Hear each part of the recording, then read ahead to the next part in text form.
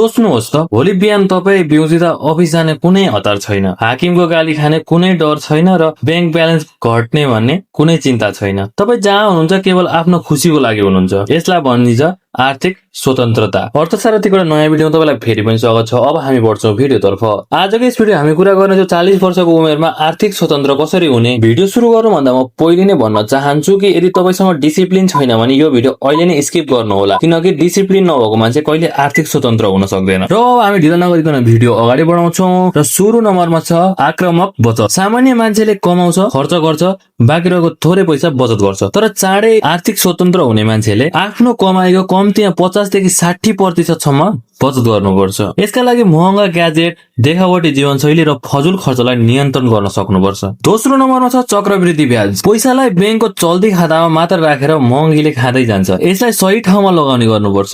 जस्तै हरेक महिना एउटा निश्चित रकम म्युचुअल फन्डको एसआइपी मार्फत, शेयर बजार वा अन्य उच्च रिटर्न दिने क्षेत्र, सुन, चाँदी।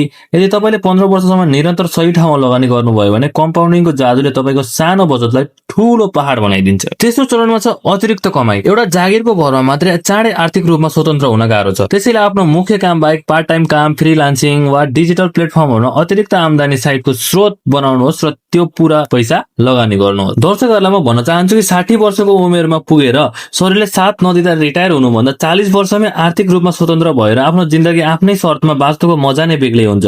सुरुवात सधैँ सानो हुन्छ, तर आजैदेखि गरिएको सानो बचत र सही लगानीले भोलि तपाईलाई एउटा स्वतन्त्र जीवन दिनेछ। म चाहिँ यो उमेरमा गएर आर्थिक रूपमा स्वतन्त्र हुन चाहन्छु भन्ने तपाईको जुन लक्ष्य छ तल कमेन्ट गर्नु होला, हेर्दै गर्नु होला अर्थसारथी। फेरि भेट्नेछौँ अर्को भिडियोमा।